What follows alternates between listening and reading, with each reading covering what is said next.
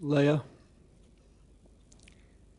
to the Rabin children and grandchildren and other family members, President Weizmann, Acting Prime Minister Perez, members of the Israeli government and the Knesset, distinguished leaders from the Middle East and around the world, especially His Majesty King Hussein for those remarkable and wonderful comments, and President Mubarak for taking this historic trip here.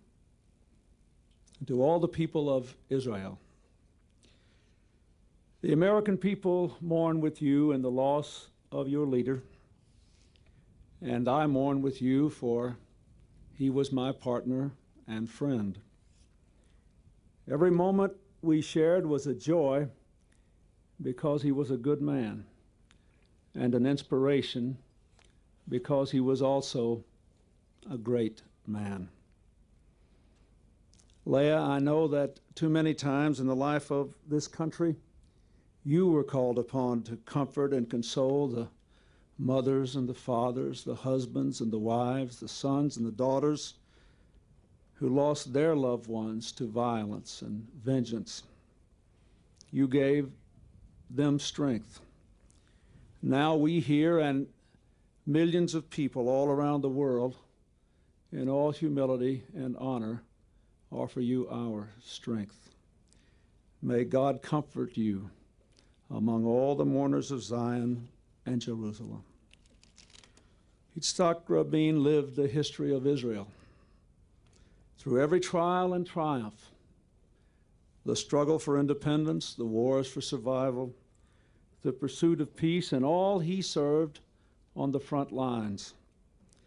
This son of David and of Solomon took up arms to defend Israel's freedom and laid down his life to secure Israel's future.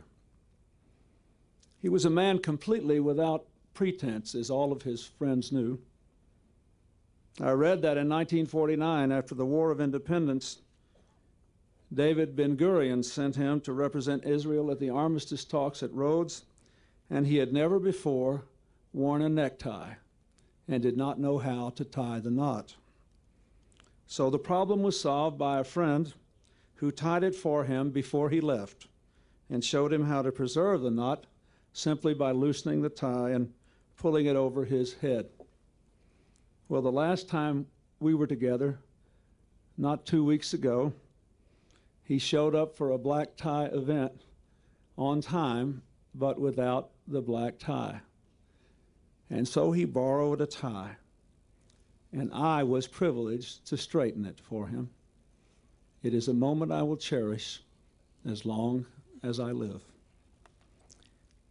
To him, ceremonies and words were less important than actions and deeds. 6 weeks ago, the King and President Mubarak will remember we were at the White House for signing the Israel-Palestinian agreement, and a lot of people spoke. I spoke, the King spoke, Chairman Arafat spoke, President Mubarak spoke, our foreign ministers all spoke. And finally, Prime Minister Rabin got up to speak, and he said, "First, the good news. I am the last speaker." But he also understood the power of words and symbolism. "Take a look at the stage," he said in Washington. The King of Jordan, the President of Egypt, Chairman Arafat, and us, the Prime Minister and Foreign Minister of Israel, on one platform. Please take a good, hard look. The sight you see before you was impossible, was unthinkable just 3 years ago. Only poets dreamt of it, and to our great pain, soldier and civilian went to their death to make this moment possible. Those were his words. Today, my fellow citizens of the world, I ask all of you to take a good, hard look at this picture. Look at the leaders from all over the Middle East and around the world who have journeyed here today for Yitzhak Rabin and for peace. Though we no longer hear his deep and booming voice, it is he who has brought us together again here.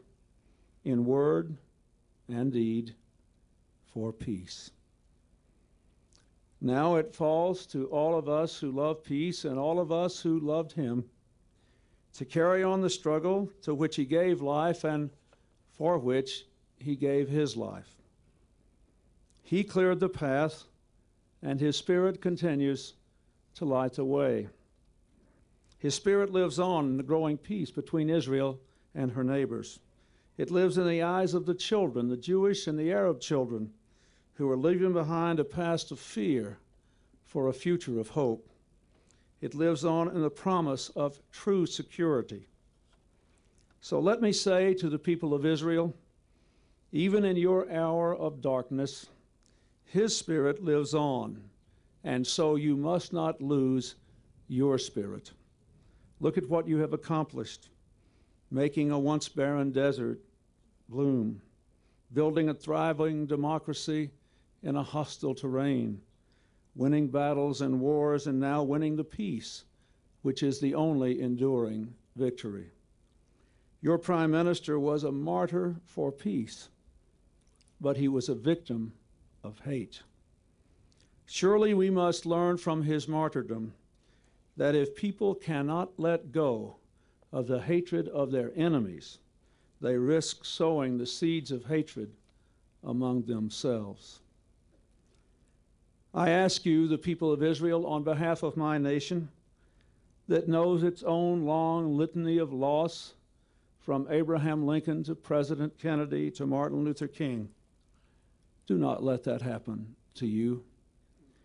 In the Knesset, in your homes, in your places of worship, stay the righteous course.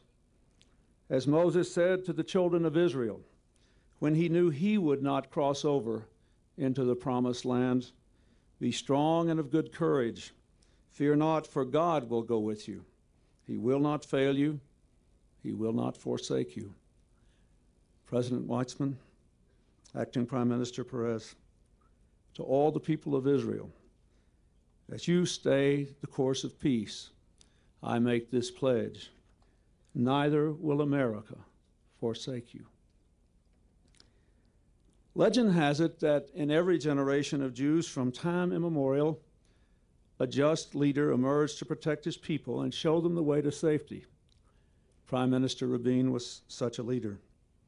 He knew, as he declared to the world on the White House lawn 2 years ago, that the time had come, in his words, to begin a new reckoning in the relations between people, between parents tired of war, between children who will not know war. Here in Jerusalem, I believe, with perfect faith, that he was leading his people to that promised land.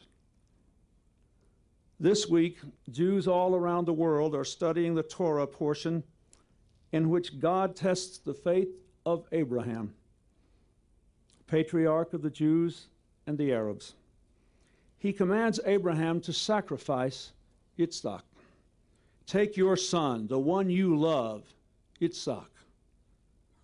As we all know, as Abraham, in loyalty to God, was about to kill his son, God spared Yitzhak. Now God tests our faith even more terribly, for he has taken our Yitzhak.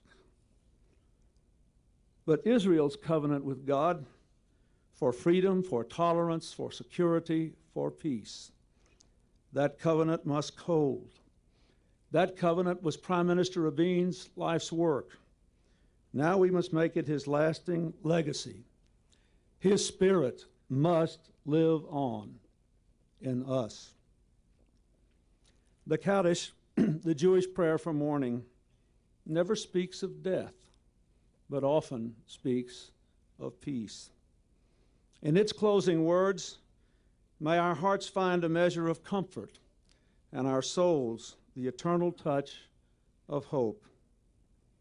Oseh Shalom, Bimromav, Hu Ya'aseh Shalom Alyenu, Vi Al Kol Yisrael, Vi Imru, Amen, and Shalom Haver. יעבור לדום, משמר דום.